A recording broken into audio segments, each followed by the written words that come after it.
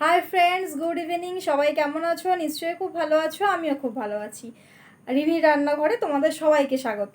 আজকে তোমাদেরকে মিষ্টি মুখ করাবো, একটা মিষ্টি রেসিপি নিয়ে চলে এসেছি। খুব ট্র্যাডিশনাল রেসিপি একটা, সেটা হচ্ছে সিমুইয়ের পায়েস। কিভাবে একদম ঘরোয়া পদ্ধতিতে আমাদের পুরনো ঐতিহ্য অনুযায়ী কিভাবে করা যায়, কত তাড়াতাড়ি কিভাবে করা যায়, সেটা তোমাদের সাথে আজকে শেয়ার করব। চলো দেখে নেওয়া যাক। দেখুন, এখানে সিমুইর পায়েসটা করার জন্য আমি এখানে 500 গ্রাম দুধ নিয়ে নিয়েছিলাম।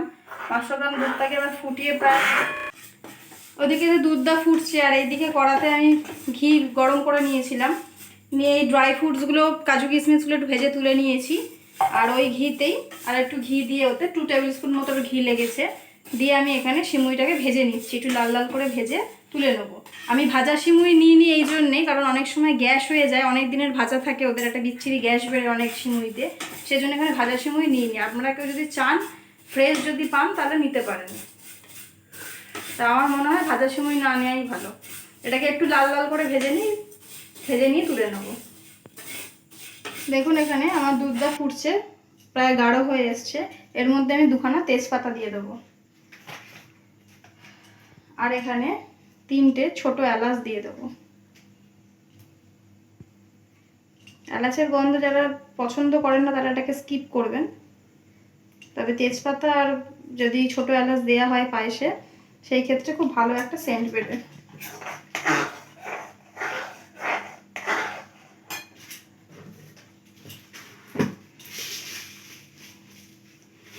এখানে 1 কাপ মতো আমি চিনি দেবো।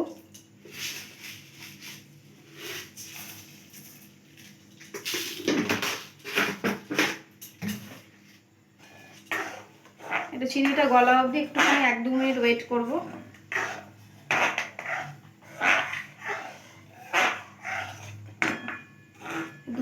দুধের যে সরের মতো চাঁচিগুলো পড়ে, এগুলো পায়েসে চেঁচে দিলে খুব ভালো একটা খেতেও হয়। এগুলো মুখে পড়লে খুব ভালো লাগে।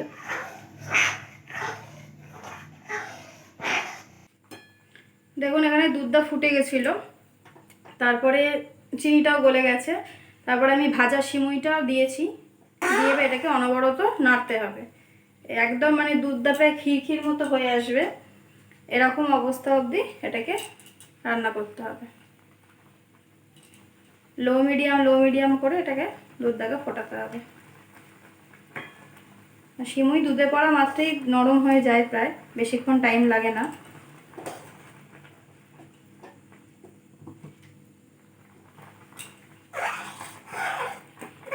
দেখুন, এটা পুরো ক্ষীর মতো হয়ে গেছে।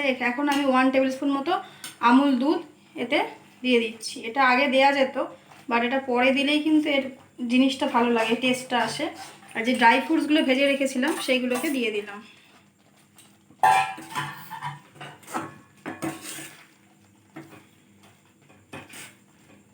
আমার পায়েস কমপ্লিট। এবার এটাকে আমি সার্ভ করব। দেখলেন তো কত সহজে তৈরি হয়ে গেল সিমাইয়ের পায়েস। এটা ভীষণ টেস্টি হয়, ডেলিশিয়াস হয়। আপনারা অবশ্যই বাড়িতে ভালো লাগলে ট্রাই করবেন, বন্ধুদের সাথে পরিচিতদের সাথে শেয়ার করবেন, লাইক করবেন, আর সাবস্ক্রাইব করতে একদম ভুলবেন না। পাশে থাকা বেল আইকনটাকে অবশ্যই প্রেস করে দেবেন নতুন নতুন নোটিফিকেশানগুলো পাওয়ার জন্যে। আপনারা সবাই ভালো থাকবেন, সুস্থ থাকবেন, সাবধানে থাকবেন। আজকে এতটুকুই, টাটা।